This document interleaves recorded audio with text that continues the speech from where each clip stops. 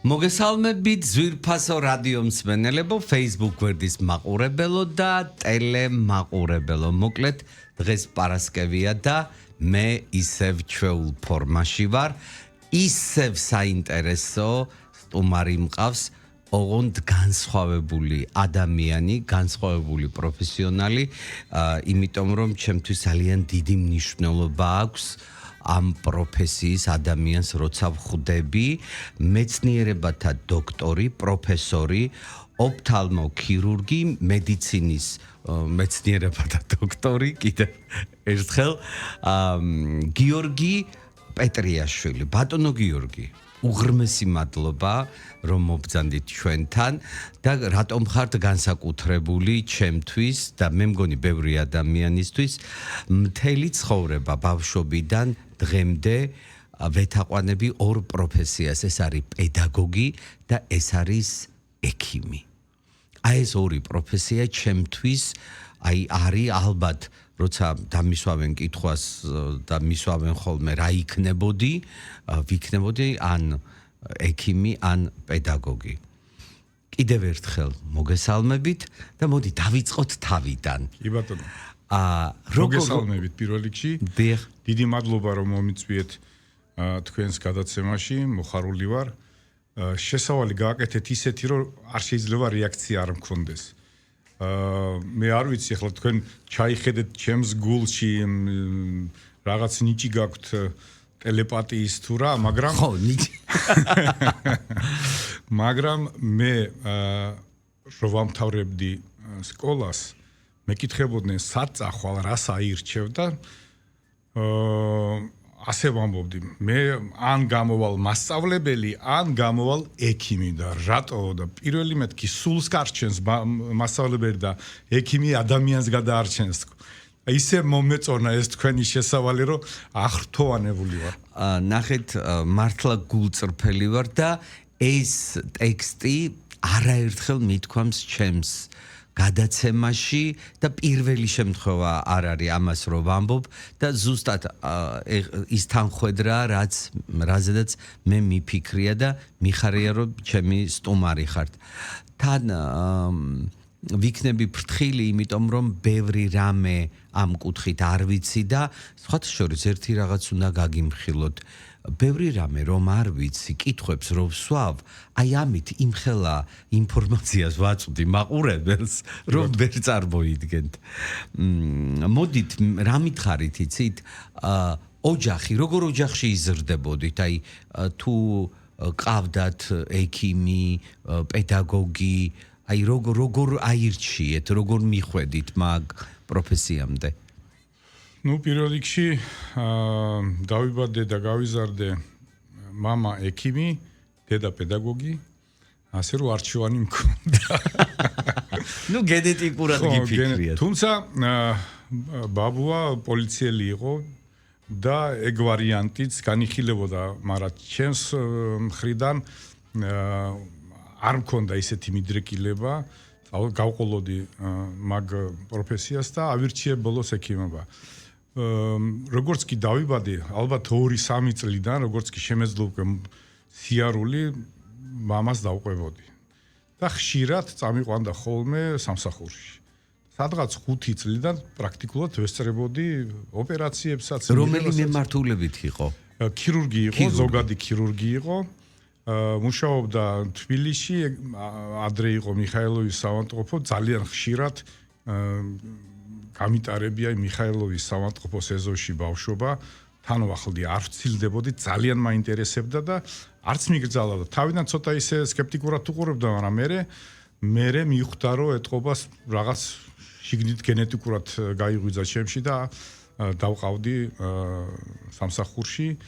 არ მეგონა მეც რომ ავიტანდი, იმიტომ რომ ოპერაციებს ვესწრებოდი, ბევრჯერ ურგენტული პაციენტი შემოდიოდა, მაგრამ ჩემთვის ეს იყო ჩვეულებრივი ამბავი და ვსწავლობდი, ვითვისებდი ამას და ინტერესი რა თქმა უნდა იღვიძებდა ჩემში. ამიტომ გადავწყვიტე რომ გავხდარიყავი ექიმი. თუმცა ეს ცალკე მიმართულება, ახლა სწავლობდი საქართველოში, სკოლა დავამთავრე საქართველოში და შევიტანე განცხადება სამედიცინო ინსტიტუტში არ მეყო ქულები. და ხო, და დავრჩი გარეთ. მაგრამ ისეთი ის ვიყავი აქტიური ახალგაზრდა, რომ მივახციე იმას და შევედი რექტორთან. რექტორი იყო მაშინ ვირსალაძე. როგორი თამამი ყოფილხარ? კი. თამამიც ვიყავი და თავდაჯერებულიც იმაში, რომ როგორ კაცო ჩავაბარე გამოსწები მეკუთვნის და რატო? ხო და შევედი რექტორთან გამიკვირდა, მაგრამ მიმიღო და მე ეჭვი მაქვს რომ მამაჩემა თქვა რომ მიიღეთო ნუ დაჩაგრავთ ამბავს რომ უფრო სითამამე გაუნვითარდეს. მე ასეთი ეჭვი მაქვს. თუმცა არ ვიცოდი. ოღონდ თქვენით მიხვედით. ოღონდ მე ჩემით მივედი. ხო და მიმიღო და მე კიო ახალგაზრდაო ყოჩაღო მივესალმებიო თქვენ ასეთ იმას, მაგრამ არა გვაქვს ადგილები, რა ვქნათო ეხლა სხვები უფრო დამსახურებულები იყვნენო და არ დაგვჭი ადგილი მეტიო. და შემოგთავაზებ, კაი ბიჭი ჩანხარო და შემოგთავაზებო ორ ვარიანტსო. პირველიო, სანქტ-პეტერბურგში არისო სამედიცინო საინჟინრო ფაკულტეტი და იქ მიიღებენ უეჭველი ამ ქულებითო. იმიტომ რომ იქ ეგრეთ წოდებული ნედაბორი იყო. ხო და მეორე, ომსკში არისო ბიოლოგიური ფაკულტეტი და ერთი წელი ისწავლეო. კარგად თუ დაამთავრებ იქ პირველ კურსო, მე გადმოიტანე საფუძვლები და აქ აგიყვანთო პრაქტიკულად თუ გამოსწო ჩაირიცხებიო. ხო დავფიქრდი ერთი ხრი ხო დღევანდელი გადმოსახეთიდან ალბათ დავეთანხმებოდი. ხო და იმ მაშინ ისეთი ის ვიყავი რომ ჯიუტი ალბათ უფრო და დარწმუნებული თავში და არა მეთქი ეგრე მე ექიმობა მინდა მეთქი მე რო არ მიმიღოთ თქო და გავაპროტესტე ძალიან. და გავბრაზი და მე ვთქვი მე საქართველოში თქვენს ინსტიტუტში აღარ შემოვალ თუ აღარ შემოვიტან საბუთებს გამოდი გამოვიჯახინე კაროდი წამოვედი. და სახში მეუბნებიან შვილო ეს რას გააკეთე ეს აღარ მინდა აქ მეთქი და მივდივარ თქო მოსკოვში. ვიყიდე მეორე დღეს ბილეთი და გადავფრინდი მოსკოვში. აქედან დაიწყო ჩემი თავგადასავალი. ჩავფრინდი ამ მოსკოვში. ასევე დავიარე რამდენიმე ინსტიტუტი, იქ ბევრი ინსტიტუტები იყო, 4 სამედიცინო ინსტიტუტი და ერთ-ერთში მოვედი მეორე სამედიცინო ინსტიტუტში. შევიტანე საბუთები. თითქოს მიიღეს ჯერ. მაგრამ მე მირეკამე რომ იცი რომ თქვენიო საბუთებიო რაღაც ხარვეზი აქვსო. ატესტატში გააქვთო ბეჭედი დარწმუნიო და ვერ ვარჩევთო ქართულად არისო ის ბეჭედიო და სანამ თარგმანს არ მოიტანთო. ვერ მიგიღებთო. გავბრუნდი თბილისში, შევედი სამინისტროში. ვთხოვე თარგმანი იმათ როგორ კაც ქართულადაც არის, რუსულადაც არის და როგორ გედავებიან შენ ერთადერთი ხარ ასეთიო. მოგერთ ვიწვალე ვათარგმნინე დავამტკიცებინე და დავბრუნდი ამ მოსკოვში. მივიტანე საფუძველი მითხე შვილო დამთავრდა მატარებელი წავიდა. კარგი რა. როგორ გიწვალია? ძალიან და მაგრამ ისეთი მონდომებული ვიყავი ამ მედიცინაზე რომ გადავწყვიტე რომ ფეხს არ მოვიცვლი არსად, დავრჩები, ვიმეცადინებ, ვისწავლი. ცხოვრებაც ხო გინდა ამ მოსკოვში. სახლი არა გაქვს, კარი არა გაქვს. თან ახლა ოჯახიდან წამოხვედი ხომ ვერ ეტყვი მამიკო წამიყვანენ და შემინახი. ხო და ცდილობ სადმე სამსახურიც ვიშოვო დავიწყო. წავედი სადღაც სასტრაფოში იქ სადღაც მოვეწყე, მერე კიდე სადღაც იმ ინსტიტუტის სარდაფებში რაღაცა გადასაზიდი იყო, იქ ვმუშაობდი და როგორც იქნა დავრჩი ამ მოსკოვში. შემოდგომაზე ქონდათ გაცხადებული, ასე იყო მოსამზადებელი კურსები. და იმ მოსამზადებელ კურსებზე შევიტანე განცხადება, ჩავაბარე და დავიწყე იქ სწავლა. დავიწყე სწავლა. მერე იყო გამოსაშვები გამოცდები. ეს გამოსაშვები გამოცდები ჩავაბარე ყველაფერი ხუთიანზე და კანონი და წესით ახლა უნდა ჩავირიცხო. რადგან ეს გამოცდის პერიოდი ხო და გავედი გამოცდაზე ჩავაბარე და მეუბნებიან ქულა არ გვიყო. იგივე პრობლემა დამემართა. გამოვედი ინსტიტუტის ეზოში ჩამომტირის თავპირი. რა ბედზე დავიბადე თქო. ძალიან გულით მინდა ექიმობა და ცოცხალი თავით არავინ არ მიღებს. ჩემ ბედზე გამოიარა ერთმა ლამაზმა გოგომ.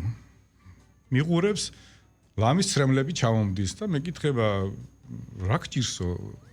გავიცანით ერთმანეთი ვისაუბრეთ და უთხარი აესია ჩემი ამბავი და აღარ ვიცი რა ვქნა თქო სახში ვერ დაუბრუნდები მეთქი შერცხვენილი ვარ იქიდან წამოვედი ესე უმახიანად აქ ესია და კაი ცოტა ხანი დაიცადეო და გავიდა იქ დედა ყოფილა მისი გვერდით და უთხრა ესე კაი ბიჭი ჩასო და იქნება რამით დავეხმარო. მე არც ვიცი ახლა ეს ხალხი ვინ არის.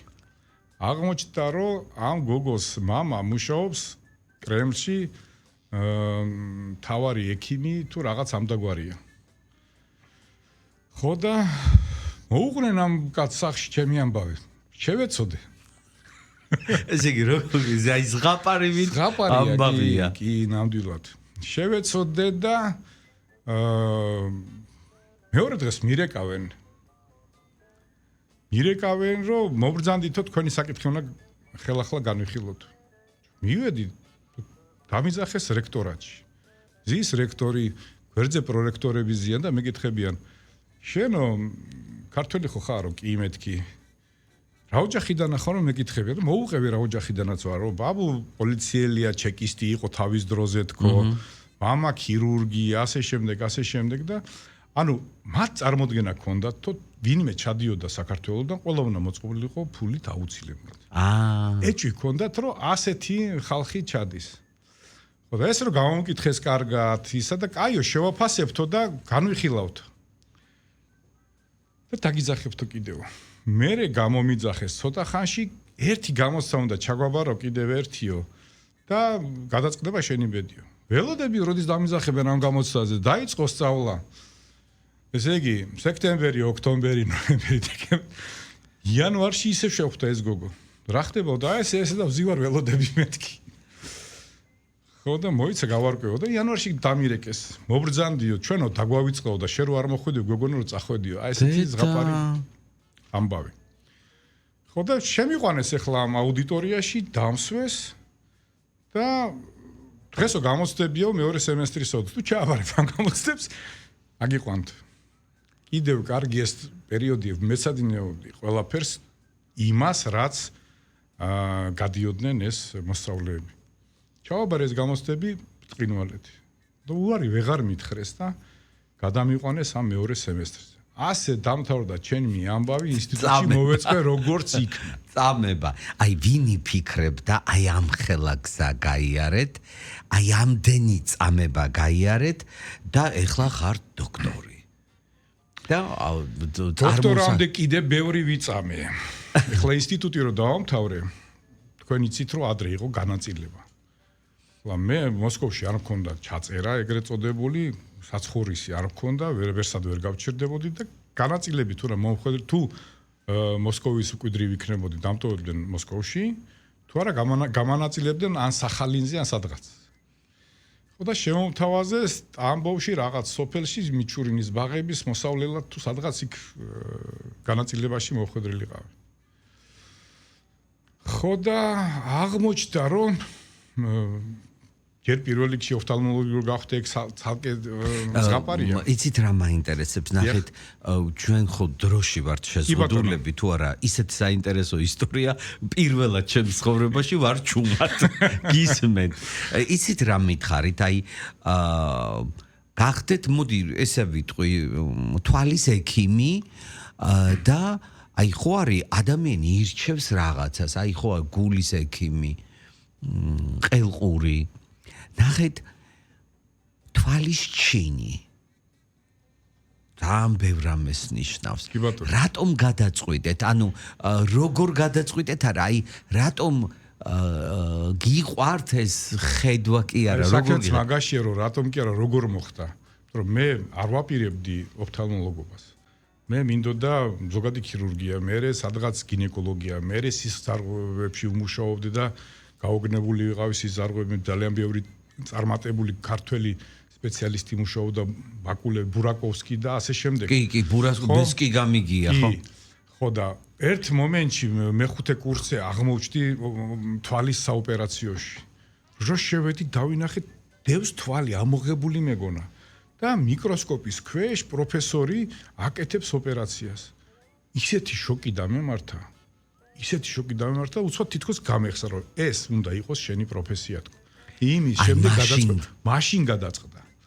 აი მე უკვე თვალის ჩინი და ასე შემდეგ უკვე სხვა ცალკე შეყვარება ამ პროფესიის, მან ძალიან ბევრი ნიუანსები გავიარე და უფრო მეტად შემიყვარდა ეს პროფესია, იმიტომ რომ თვალის გარეშე ადამიანს არ შეუძლია ის ინფორმაცია მიიღოს, რაც ჩვენს გარშემოა. ვერც ფერს აღიქვავს, ვერც იმ სილამაზეს, ვერც ლაჟვარდოვან ცას. რა უნდა გითხოთ იცით? ამას წინათ ვისმენდი, არ ვიცი, რომელიღაც სოციალურ ქსელში უკვე დავიბენი, სადრას უსმენ, არ ვიცი. როცა ესეთ რაღაცას ამბობდნენ, რომ ადამიანი თვალს რო ხუჭავს, არის სიბნელეო. ანუ და თურმე სიბრმავის დროს არც შავი არ არის ის, რაც აქვს ადამიანს. ანუ რა ხდება ამ დროს? აი გაითიშა სინათლე და დაბრმავდა ადამიანი. საერთოდ ვერანაირ ფერს ვერ ხედავს? ძალიან რთული კითხვა. აი ურთულესი, მაგრამ აქ უნდა განვასხვაოთ ორი მომენტი. პირველია დაბადებიდან თუ ბრმა არის და ვერ ხედავს სინათლეს, იმას თუ სხვანაირი აღქმა აქვს. ასეთ ადამიანს განვითარებული აქვს სხვა გრძნობები. ანუ ტაქტილური გრძნობები, გერა და ასე შემდეგ სულ სხვანაირად აღიქვავს. ყნოსვაც სულ სხვანაირად აქვს განვითარებული, უფრო მძაფრად გრძნობს. და თუ მერე ბრმავდება ადამიანი, მას ახსოვს ის ფერები და ის ყველაფერი და სხვანაირი აღქმა. რა თქმა უნდა, როცა მხედველობა ითიშება, შესაძლოა თავიდან უცაბედად გათიშვა პრაქტიკულად არ ხდება, მხოლოდ რაღაც ტრავმების დროს ან ეგრეთ წოდებული ამავროზის დროს.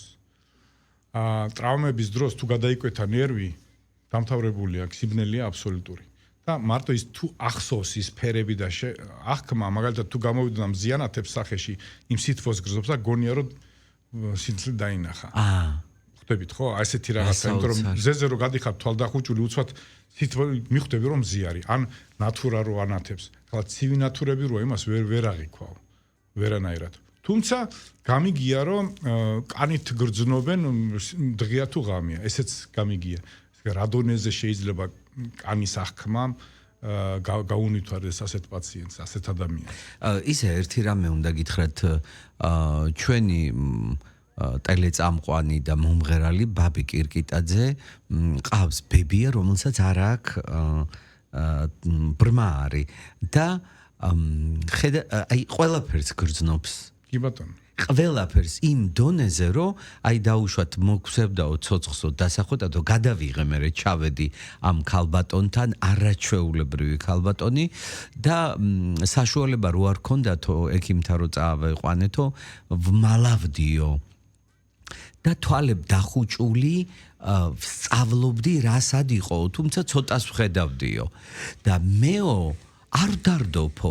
ეხლა თქვენ რომ ელაპარაკებითო, ჩემს წარმოსახვაშიო, თქვენ ხმაზეო, თქვენ დამოკიდებულებაზე, ჩემნაი, აი ვიცი რანაირი ხართო. და ეს არის ძალიან უცნაური, აი ბიოლოგია როგორ არის აგებული, რომ რაღაცა რეცეპტორები აქვთ ისეთი, რომ დაგხოცა სიცილით იმდენი გვაცინა თავის ამ სიბრმავეზე. რა მინდა იცით კითხოთ, თუმცა ცოტა დრო გრჩება რეკლამამდე კითხვას დავსვავ, რომ მაყურებელმა ძალიან საინტერესოდ აღიქვას და რომ აუცილებლად უნდა გვიყუროთ რეკლამის შემდეგ დაგიბრუნდებით და სულ ახალგაზრდა იყავით 12 წლის ბავშვს რომ გაუკეთეთ ოპერაცია და ეს იყო ანკესი, ქართულად როგორ კი ბატონო, ანკესი. ანკესია ხო? მე ისეთ შეშინებული ვარ ამ სიტყვებზე, რომ ისა რა ქვია. და მოუყვეთ, აი როგორ გადაარჩინეთ ეს ბავშვი და როგორი რთული ოპერაცია გააკეთეთ სულ ახალ ბედამ. დაგველოდეთ ძალიან მალე დავბრუნდებით.